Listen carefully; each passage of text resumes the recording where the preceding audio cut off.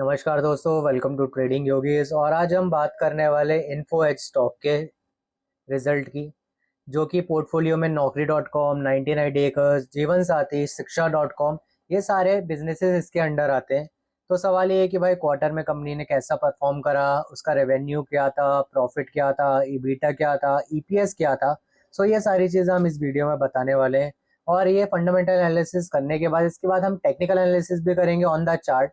सो हम ये दो चीज़ करने वाले हैं। तो जितने लोग भाई नए आए हैं चैनल पे, वो चैनल को सब्सक्राइब कर लें एंड वीडियो को लाइक कर लें, क्योंकि हम डेली ऐसे वीडियो लाते रहते हैं जिसके भी रिजल्ट आते हैं या फिर कोई भी स्टॉक मार्केट में न्यूज़ आती है, वो सारी चीज़ें हम ये वीडियो में लाते रहते हैं। सो बात करते हैं भाई सबसे पहले तो फंडामेंटल एनालिसिस की। तो चलते हैं स्क्रीन पे और देखते हैं इसका रेवेन्यू। सो सबसे पहले बात करते हैं हम रेवेन्यू की। सो इन्फो एज का रेवेन्यू रहा 8,200 करोड़ रुपए पिछले क्वार्टर में, यानी Q4 में इसका रेवेन्यू था 8,000 करोड़ रुपए। इसका मतलब है क्वार्टर ऑन क्वार्टर बेसिस पे 2.4% की ग्रोथ हुई है। और अगर मैं ईयर ऑन ईयर कंपैरिजन करता हूं तो भाई 7,000 करोड़ रुपए था रेवेन्यू लास्ट ईयर। सो उस हिसाब से अगर मैं बात करूं तो भाई अप्रोक्सीमेटली 12% की ग्रोथ दिखाई दे रही है। तो रेवेन्यू के फ्रंट में पिक्चर अगर देखें तो भाई काफी पॉजिटिव दिखाई दे रही है। अगर मैं बात करता हूँ अदर इनकम्स की, तो अदर इनकम्स में भी टोटल इनकम थी 9,000 करोड़ रुपए, जो कि प्रीवियस क्वार्टर में 8,800 करोड़ रुपए थी। तो अदर इनकम भी काफी अच्छी दिख रही है। अब हम बात करते हैं एक्सपेंस की। तो इन्फो एज का एक्सपेंस रहा 4,900 करोड़ रुपए। प्रीवियस क्वार्टर में 4,800 करोड़ रुपए था, यानी एक्सपेंस भी लगभग भाई 1.7% से इंक्रीज हुआ है। और अगर मैं ईयर ऑन ईयर की बात करता हूँ तो 0.9% से इंक्रीज हुआ है। सो भाई एक्सपेंस तो ऐसा होता है कि यार हमेशा कम ही होना चाहिए पर्टिकुलर कंपनी में, बट कुछ केसेस में होता है कि भाई एक्सपेंस बढ़ भी जाता है। जैसे इस केस में एम्प्लॉय बेनिफिट्स का एक्सपेंस 3,000 करोड़ रुपए रहा। प्रीवियस क्वार्टर में 2,934 करोड़ रुपए था।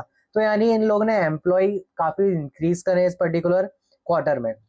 उसके बाद अगर हम बात करते हैं तो भाई ऑपरेटिंग प्रॉफिटेबिलिटी की। तो ऑपरेटिंग प्रॉफिटेबिलिटी में इनका प्रॉफिट रहा 4,270 करोड़ रुपए। प्रीवियस क्वार्टर में इनका प्रॉफिट था 3,980 करोड़ रुपए, यानी सिक्वेंशियली 7% का इंप्रूवमेंट दिखाई दे रहा है।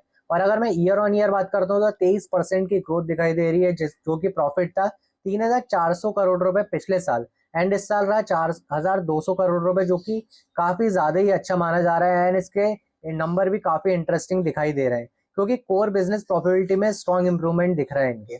इसके बाद हम बात करते हैं भाई एक्सेप्शनल लॉस एंड प्रॉफिट की। तो अगर मैं उसमें बात करूं तो इस बार इनका रहा 721 करोड़ रुपए। प्रॉफिट बिफोर टैक्स रिड्यूस होकर 3,500 करोड़ हो गया। और अगर पिछले क्वार्टर की बात करूं तो 4,150 करोड़ था। तो यानी प्रॉफिट में 14% की डिक्लाइन देखने को मिल रही है हमें। और ईयर पे बात करता हूँ तो भाई पिछले ईयर में था इनका 3,400 करोड़ रुपए, और इस बार हो गया 3,550 करोड़ रुपए। यानी यहाँ पे एक और इम्पोर्टेंट चीज समझने वाली है कि भाई कोर प्रॉफिटेबिलिटी स्ट्रॉन्ग थी, लेकिन एक्सेप्शनल लॉस ने रिपोर्टेड प्रॉफिट को नेगेटिवली इम्पैक्ट कर दिया।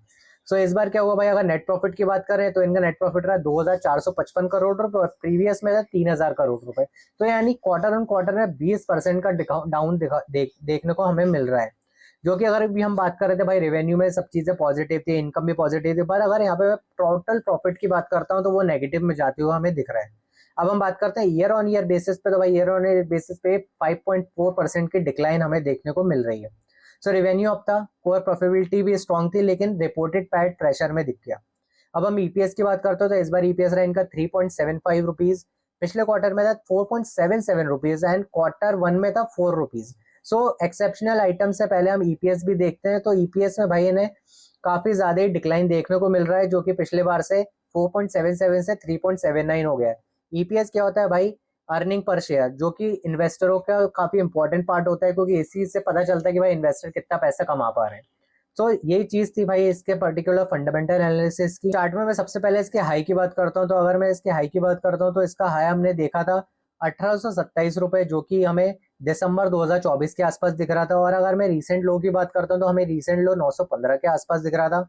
सो आज के दिन अगर हम पर्टिकुलर स्टॉक की बात करते हैं तो आज के दिन ये पर्टिकुलर स्टॉक हमें 5% अप में दिखाई दे रहा है। आफ्टर भाई प्रॉफिट डिक्लाइन होने के बावजूद भी ये पर्टिकुलर स्टॉक हमें प्रॉफिट में दिखाई दे रहा है। इन्वेस्टर को ये थोड़ा सा अच्छा लग रहा है, क्योंकि इसके रेवेन्यू काफी अच्छे आए। हाँ, हो सकता है कि भाई एक्सपेंस बढ़ गया हो, मार्जिन बढ़ गया हो, ये सारी चीजों की वजह से प्रॉफिट लॉस में आ गया है, पर रेवेन्यू के हिसाब से अगर मैं बात करूँ तो भाई काफी अच्छा पॉजिटिव में चल रहा है। और वही चीज हमें चार्ट पे देखने मिल रही है। अगर मैं इसके बेस की बात करता हूँ तो हमें एक बेस दिख रहा है 1,080 रुपए के आसपास। जब तक ये ब्रेक नहीं करता तो हमें डाउन ट्रेंड का तो कोई सवाल ही नहीं उठता। और अगर मैं अप ट्रेंड के साइड में एक पर्टिकुलर रेजिस्टेंस की बात करता हूँ तो वो हमें दिख रहा है 1400 के आसपास। एंड अगर ये 1400 ब्रेक करता है अप साइड में तो उसके ऊपर हमें 1550 के आसपास तक भी देखने मिल सकता है। सो ये था दोस्तों इसका टेक्निकल एनालिसिस, और ये सारी चीज़ें हम एजुकेशन पर्पज के लिए बता रहे हैं। इसमें हमारा कोई भी रिकमेंडेशन नहीं है बाय और सेल करवाने का। एंड जितने भी लोग हैं जिन्हें पर्टिकुलर स्टॉक पे कोई डिस्कशन करना हो या इस स्टॉक पे किसी ने खरीद के रखा हो या कोई डिस्कशन करना हो, वो हमें कमेंट सेक्शन में ज़रूर बता सकते हैं, तो हम वहाँ पे भी एक बार डिस्कशन फोरम चालू करके वहाँ पे डिस्कशन चालू कर देंगे। सो यही था दोस्तों इन्फो एज का fundamental and technical analysis. I hope आपको पसंद आया होगा। सो वीडियो को लाइक करें और शेयर करें। धन्यवाद।